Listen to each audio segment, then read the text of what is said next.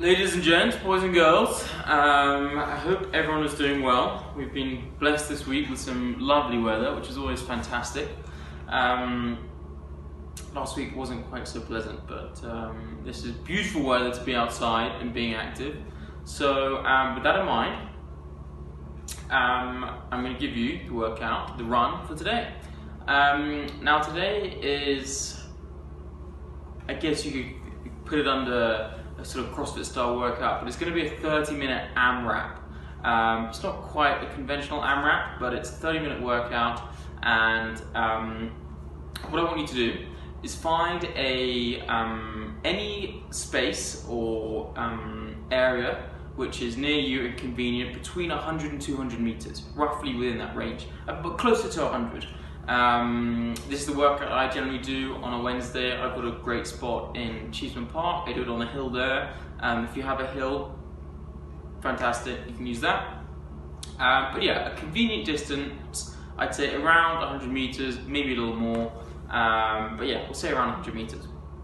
Now, in Cheeseman they have like some zebra crossings, so I go from, do you call them zebra crossings here? Maybe call it something else. Anyway, you probably know what I mean. So I go from the start of one to the end of another, and you have to go not as hard as you can, but raise pace, threshold pace, from crossing to crossing, and then you can go as slow as you want down back to where you came from.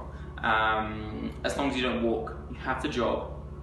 So what I generally do is, I'm not quite sprinting, but I'm going, I'm pushing it, and then when I get to the turnaround point, I'll take a couple of walking steps, turn, and then go into my jog. Jog can be super slow. The idea is just to keep you moving.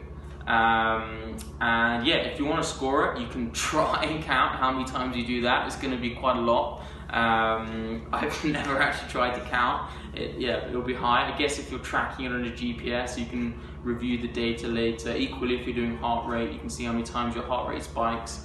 So you wouldn't have to count it as such. But that's the workout. That's what we're going to be doing.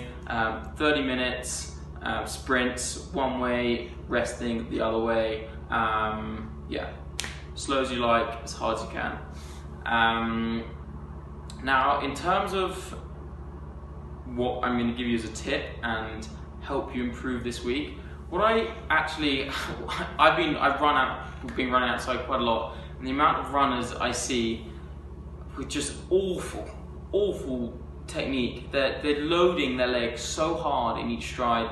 It's it's not great, and so I kind of want to bring it back to the first thing we did, which was about stride rate. Now, the idea behind the stride rate was to one, stop us loading too hard on each leg, and also stop us striking too far in front of our body. If you have to increase the strike rate, you have to make your stride shorter. So I kind of want to develop on that a little bit more, and it's something you can focus on when you're doing your slow section of the AMRAP. And yeah, I want you to think about how you're striking your foot against the ground. Basically, you're not landing with your heel. So you have three types of strike: a forefoot strike, a midfoot strike, and a heel strike.